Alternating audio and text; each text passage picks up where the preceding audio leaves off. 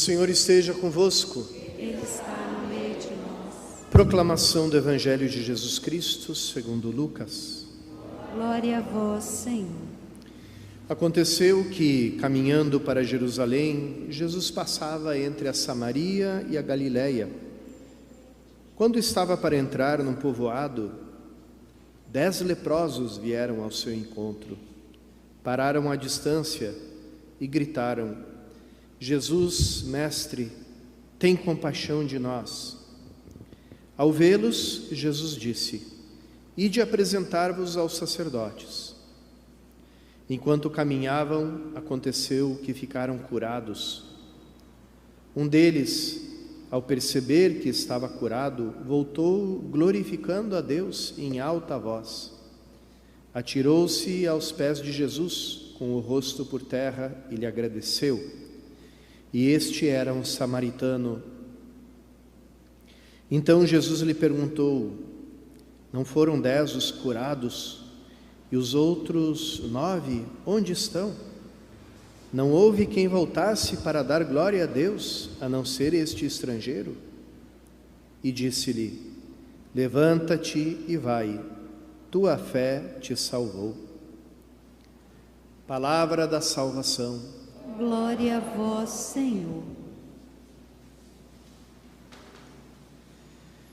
Esse Evangelho, irmãos e irmãs, ilustra bem aquela diferença que existe entre viver na lógica da lei e viver na lógica da graça. Nós costumamos viver ou pensar na nossa vida cristã, às vezes nos termos muito moralistas. O que eu entendo por essa palavra moralismo? Quer dizer, tudo centrado na obra humana, tudo centrado naquilo que você tem que fazer para chegar até Deus. E aqui a gente perde essa diferença essencial que tem entre o cristianismo e todas as religiões, porque as religiões te ensinam o que você deve fazer para chegar até Deus, enquanto que o cristianismo anuncia o que Deus fez para chegar até você. E vejam que são 2 caminhos diferentes, né? Quem centra toda sua relação com Deus naquilo que deve fazer para chegar até Ele, vive na lógica da lei. E aquele que centra, que coloca como alicerce, como fundamento da sua vida, a obra que Deus fez nele, esse vive pela lógica da graça. Daqueles 10 leprosos, 9 foram pelo caminho da lógica da lei. Quer dizer, fui curado da lepra, tenho a obrigação de me dirigir ao sacerdote, segundo a lei de Moisés, para que ele examine o meu corpo, né, e veja que eu estou livre da lepra e me restitua ao convívio da comunidade, como era na lei antiga. E só que esse samaritano, que não era sujeito à lei dos judeus, aos costumes dos judeus, né, tinha uma outra maneira de se relacionar com Deus. Ele, mesmo tendo escutado de Jesus a ordem, né, vão lá, se apresentem ao sacerdote, ele entendeu que mais do que nada o importante era ele glorificar a Deus e manifestar aquilo que ele tinha recebido, a graça que ele tinha recebido. Nós, irmãos e irmãs, que muitas vezes nos deixamos levar pela lógica da lei, e então a gente coloca o céu ou o inferno como o final do caminho, né? E a gente pensa assim: se eu me comporto bem, ganho muitos pontos, né, diante de Deus, e aí eu vou para o céu. E se eu me comporto mal, no final da minha vida eu vou para o inferno, né? Mas o anúncio do Evangelho, isso sempre é bom a gente lembrar, ele coloca o céu e o inferno no início do caminho, não no final. O anúncio, como São Paulo falou aqui, né? Nós outrora, ele mesmo se coloca, né? Éramos insensatos, rebeldes, extraviados, escravos de toda sorte de paixões e prazeres, vivendo na maldade e na inveja, dignos de ódio e odiando uns aos outros. Quer dizer, nós estávamos no inferno. Nós não estávamos simplesmente destinados ao inferno, nós já estávamos no inferno. Porque se o inferno é a ausência de Deus e a ausência de amor, essa é a essência do inferno, então nós já estávamos lá. Então, era o início do caminho, mas aí continua. Mas um dia manifestou-se a bondade de Deus, nosso Salvador. Ele salvou-nos não por causa dos atos de justiça que tivéssemos praticado, mas por sua misericórdia, quando renascemos e fomos renovados pelo batismo.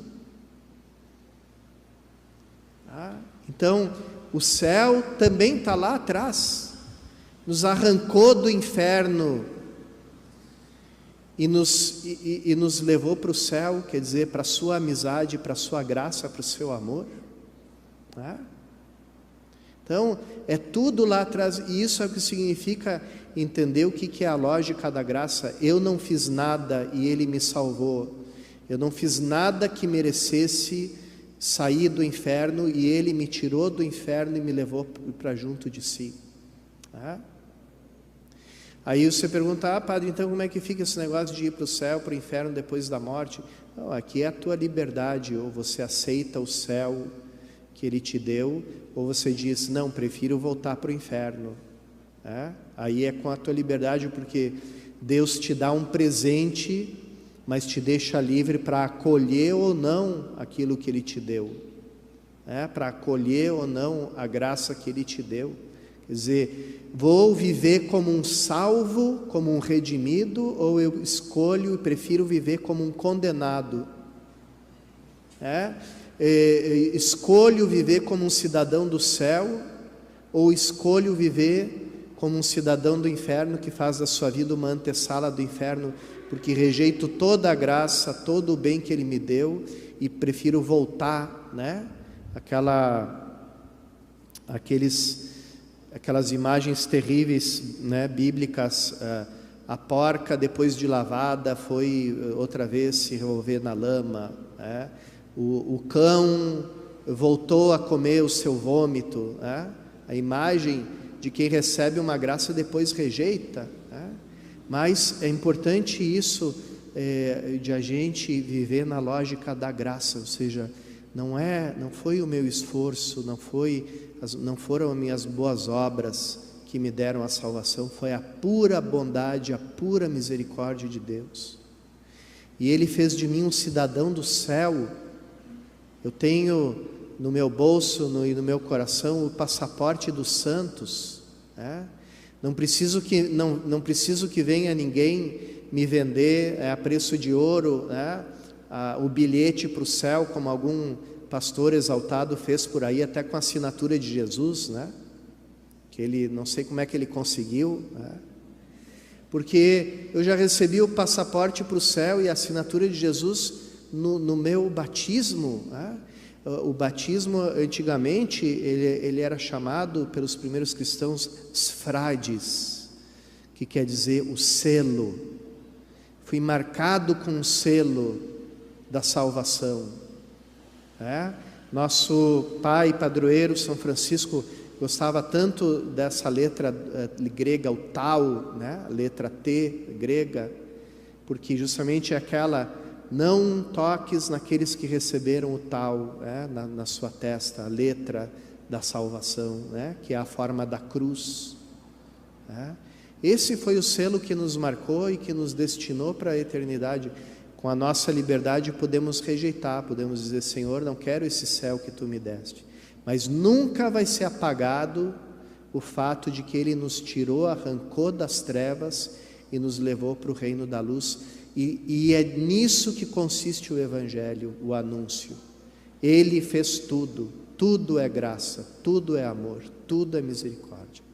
Que essa Eucaristia, irmãos, nos leve a cada vez mais penetrar nessa verdade que é o fundamento da nossa vida e nos faça viver de acordo com ela.